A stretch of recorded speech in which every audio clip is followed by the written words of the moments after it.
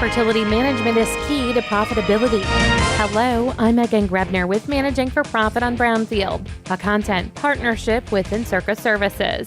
Margins are tight. Andy Heggenstaller with Pioneer says farmers need to look at ways to maximize their return on investment, especially, he says, when it comes to fertilizer. In this Managing for Profit, we'll learn how producers can better manage the nutrients in their field and ultimately boost yields. Right after this on Brownfield. Hey, what you doing on your phone, Dave? Farming. Farming? Yeah, all that rain yesterday got me thinking. It rained? Yes, so I'm making adjustments to my nitrogen plan through the Encirca Services app. Sounds hard. It's not. I get real-time assessments of nitrogen levels based on the rainfall across all my fields, even down to decision zones within a field. What are you doing on your phone, Bob? Real important stuff, too. Encirca Services helps growers make critical decisions to optimize input costs and boost yield potential.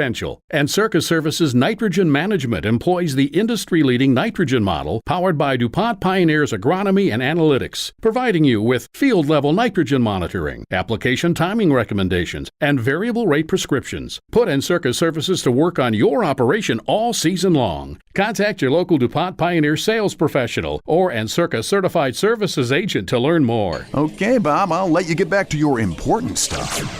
High score! Yes!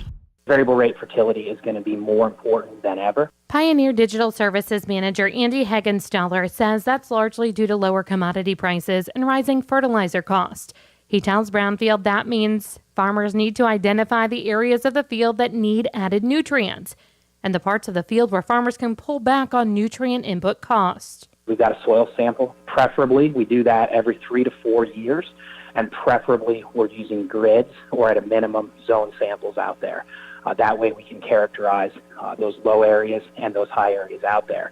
And I think most producers are doing that. Heggenstaller says it's important to know what is needed to maintain nutrient levels and replace what is coming off the field during harvest. Every time we run the harvester across the field, we're taking P and K and other crop nutrients off, and we've got to account for that because we don't typically soil sample every year to manage in between those years. And I think that results from some work that Pioneer did a couple years ago suggested that maybe in some areas our yields were increasing faster than our fertilizer rates, especially on P and K. We're accounting for it. If you think about a 200 bushel corn crop followed by a 50 bushel bean crop is going to take over 100 pounds of P and K off that field. So we've got to be accounting for it. And then think about the variability within fields.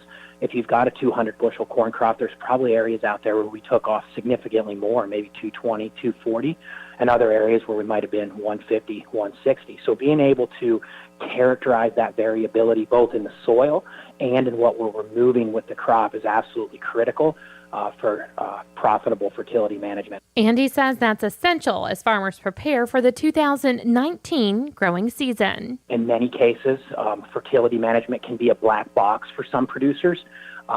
In my opinion, for myself, I would absolutely want to evaluate the data, and I'd want to be absolutely sure that my harvest data was being incorporated into my recommendations. I don't just mean field by field, what was the field average yield from field A and field B, but I actually would want to be certain that the data itself was being pulled in for those reasons that I mentioned earlier. That variability is critical, and where the market is today, we've got to manage that variability if we're going to be profitable.